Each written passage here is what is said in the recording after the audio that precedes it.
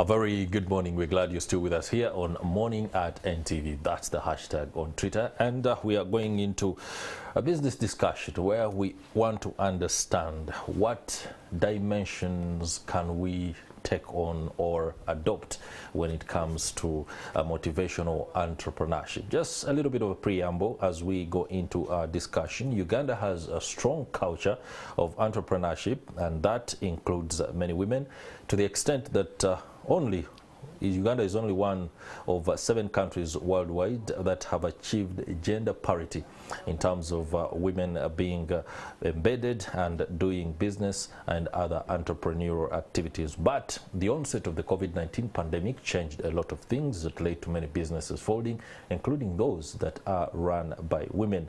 However, there are stories of inspiration of people who have persevered all these challenges to be able to make it.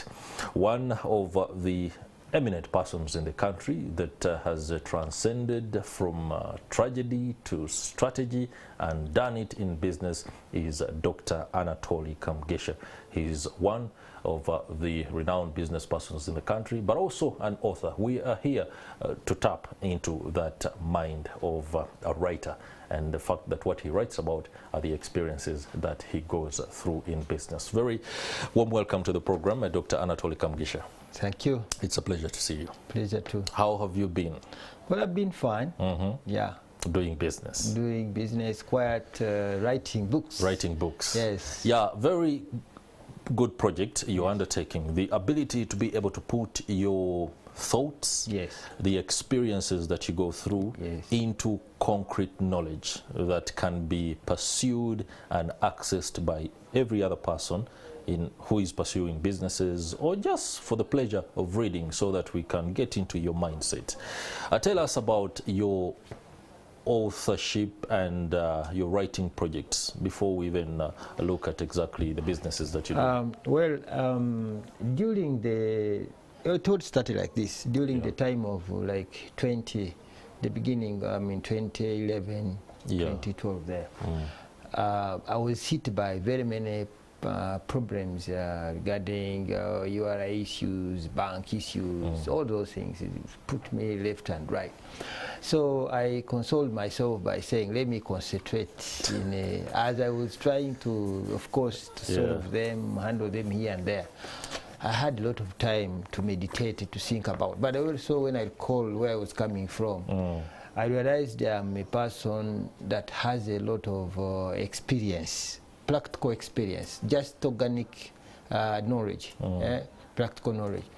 And I found out that, well, suppose I die today, will this knowledge really be a waste? And I found out, no, I better write. Then that's when I started writing. But of course, it all started with, after knowing many people lining up for jobs. After the university, they are always lining up for jobs, and there are no jobs. And there I found that there are many people all lining up for job seeking, whereas job creation. And yet, job seeking, the people who provide jobs are private sector. And private sector have a different way of giving out jobs. Just technical or know who, not technical or know how. Okay. So at the end of the day, I said, but why is it that things are like that? Then I realized that, the reason why it's like that is because the government, when the World Bank dictated the governments to sell off the private, the parastatals, then the government ceased not to have jobs. Jobs were thrown back to the private sector. And yet the training is that you are trained to be a job seeker. That's right. To get to the government and get a job. And the government has no jobs. So when it went into the private sector, I realized that it is inevitable. The private sector employs according to technical know-how. And the reason is that for us as the private sector, we employ according to trust. Not or whatever. Those other papers or academic whatever will come second. But the first thing is, whom would you trust? My son, my brother, my relative, somebody at least I know. So when you come up with a document or first class degree and what, but can I see trust in your paper? I don't see. Then definitely I'm inclined to employ someone I know. So because of that, it has pushed many people unemployed. So then I said, now who can solve such a problem? Until I realized that, I think there is a need to change change the mindset. And that's how I managed to write this book. Well, interesting there. You speak about the nature or approach to employment in the private sector, one that could perhaps paint a wrong picture, so to speak. People out there are looking for competent talent, and when competent talent does not bring trust as one of the needed traits to be able to do a job, how is somebody supposed to navigate that? That's why I wrote this book, based on myself. I benchmarked it to myself, because I'm a person who came from just humble beginning up to self-made. Now, the problem is that after school with your papers, you want immediately to you start pricing yourself that, oh, I have got my master's, I've got my whatever, so I want a job, this is how much money you pay me. But somebody has not used you to know how much, so you start pricing yourself. So at the end of the day, you said, but if really can this one deliver?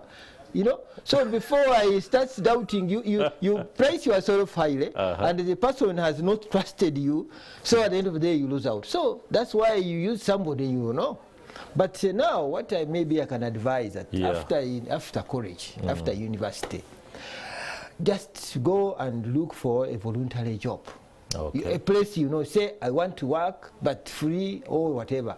Then, as they use you, as you work with them, you demonstrate that both upstairs you are smart, and at the same time you have trust. You have trust. The deal will be done.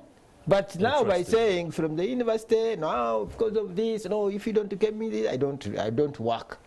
That is the problem. That's the reason why I wrote this book. All right.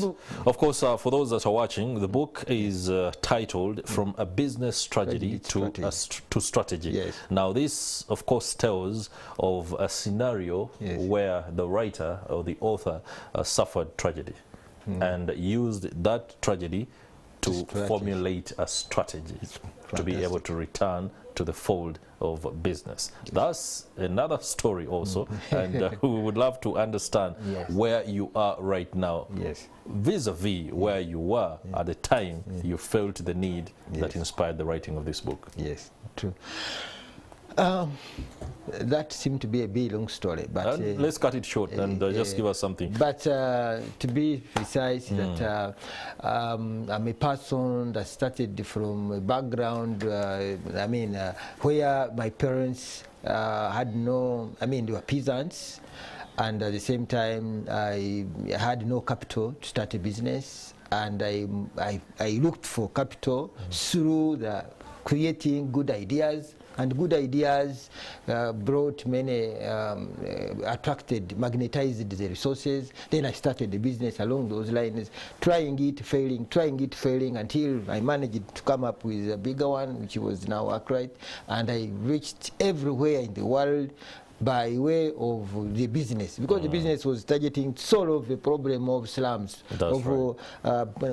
disorganized settlement, and it touched very many people and touched very many societies, and it grew up. But of course, being a pioneer, I suffered a lot of pioneering injuries, whereby many things were not in place. There was no construction funding in the whole economy, in all the Ugandan banks. There was no mortgage by the time in 1999.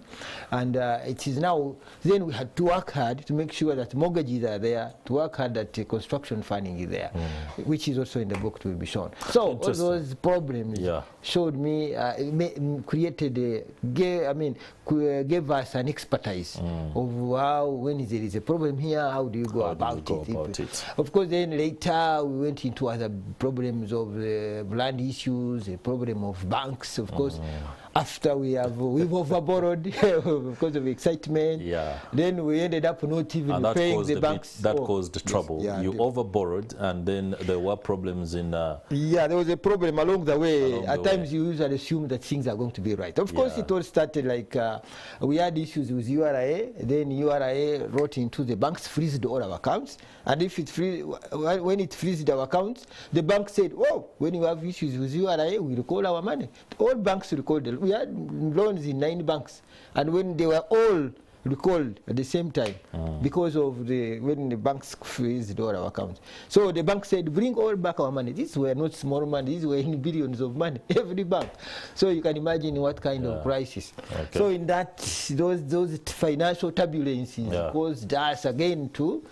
So through settlement, doing here and there, that is where now you see from a tragedy to strategy. All right.